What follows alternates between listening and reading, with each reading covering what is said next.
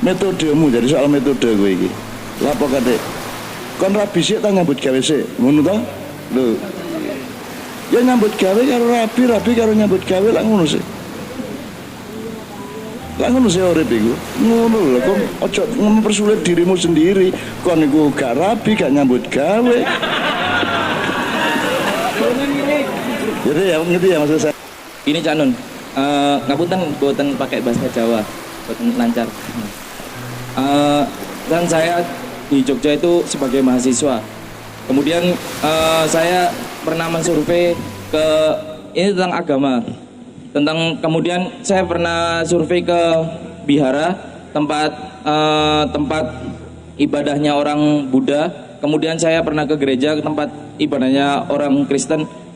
Itu sejatinya kalau yang saya survei dan saya tanya-tanya tentang ke biharanya itu bahwa agama Buddha juga mengajarkan tentang kebaikan, tentang kebenaran. Kemudian di Kristen juga mengajarkan tentang kebaikan dan kebenaran. Kemudian saya sendiri Islam itu mengajarkan tentang kebaikan dan kebenaran. Apakah sejatinya semua agama itu mengajarkan kebaikan apa kebenaran?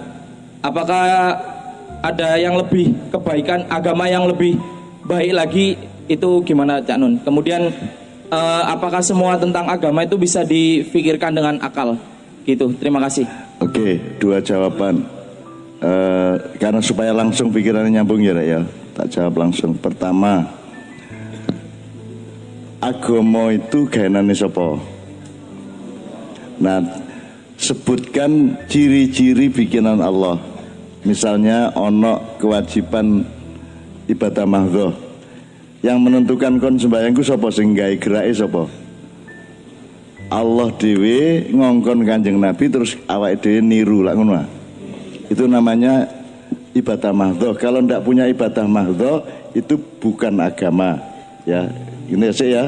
Dik dirungono, Dik. Ya gitu ya. Oke, tapi itu juga tidak perlu dipersoalkan. Saya kasih yang kedua aja.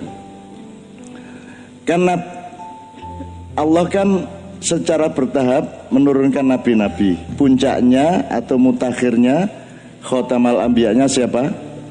Nabi Muhammad. Nah, saat turunnya Nabi Muhammad itu Islam tak duduk. Yang dibawa Nabi Musa Islam bukan?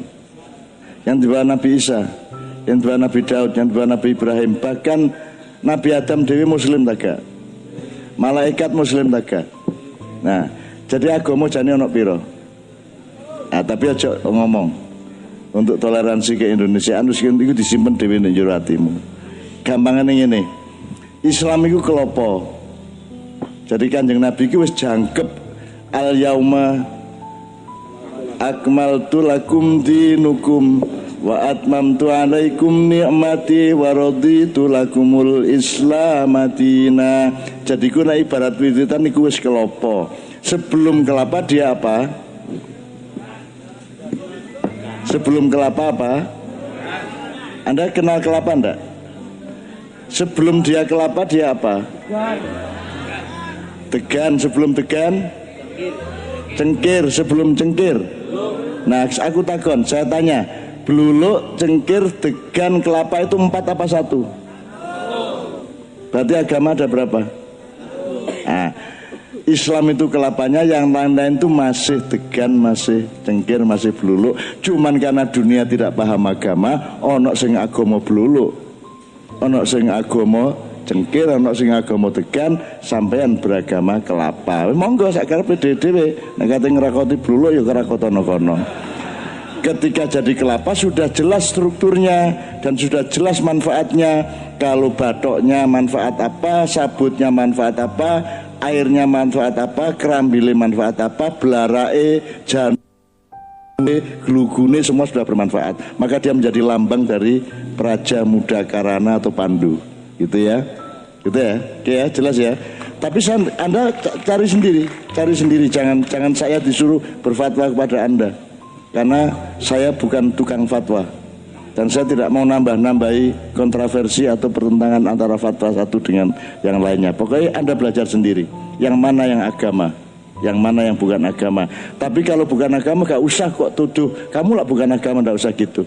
Ono arek kok gak tapek ganteng, gak usah ngomong kono gak ganteng sih. Kon kok rada merongos ya apa? Gak usah ngono ya. Dan tidak apa-apa, hormatilah semuanya karena semua adalah ciptaan Allah Subhanahu wa taala gitu ya. Tepuk tangan untuk teman kita dari Jogja. Berikutnya. Tapi kita batasi ya, 2 lagi ya Mas ya, mohon maaf ya. Tanya. Ada yang dari sini dulu. Tolong yang dari santri dulu ya, enggak apa-apa. Sampai dulu terus santri ya. Oke. Ya.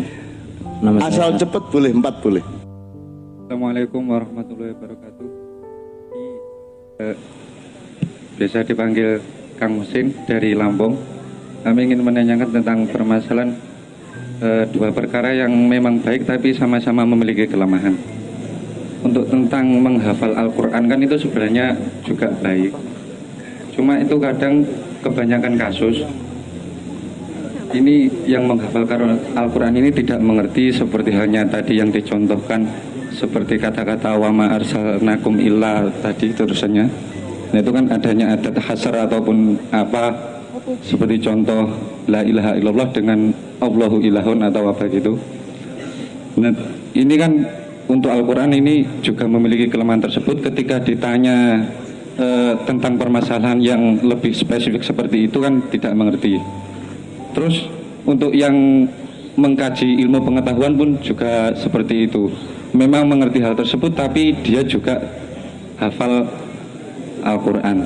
Nah ini ketika ada 2 pilihan, disuruh menghafal Al-Quran atau mempelajari ilmu pengetahuan dulu, ini yang lebih dianjurkan untuk didahulukan, ini yang mana?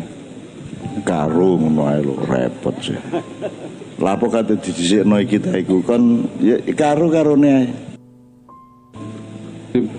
Memang baca Quran 24 jam. Nggih, maksudnya kan nggih sampun usaha semaksimal mungkin tapi tidak bisa karena kedua-duanya saling membantu. Kamu belajar pengetahuan, kamu mengagumi Quran. Kamu menghafalkan Quran, kamu menjadi lebih tahu. Kan kedua-duanya sama. Nggih, maksudnya niku tidak mampu untuk mengejar kedua-duanya, hanya mampu mengejar salah satunya saja, ngoten. Maksudnya dari kami itu hanya memiliki kemampuan untuk jika mengejar ilmu pengetahuan ya mencari ilmu pengetahuan saja. Kalau nyambi itu terlalu berat, ngoten. Oh, maksudnya kalau waktunya diserap untuk sekolah resmi gitu. Nggih. Maksudmu sekolah umum apa sekolah hifdzul Quran atau gimana? Nggih, maksudnya niku lebih ke mempelajari ilmu pengetahuan tentang agama atau lebih ke hafalannya gitu. Kedua-duanya. Wong hafal Quran kan tidak harus hafal Quran seluruhnya. Ada kewajiban menghafalkan Quran seluruhnya. Nggih. Lah ndak ada. Nggih. Ayat-ayat tertentu tok yang memang baik dan membantu pengetahuanmu juga baik. Kalau Anda mempelajari pengetahuan tanpa Al-Quran juga tidak akan luas. Kalau Anda mempelajari Al-Quran tok tanpa pengetahuan yang lebih luas juga Al-Qurannya menjadi mandek gitu loh. Jadi menurut saya kedua-duanya. Bekerja atau belajar dulu. Ya kon kari milih learning by doing atau doing by learning, tapi kedua-duanya. Ya dipikir nomena ya. Kon kenapa harus milih salah satu sih?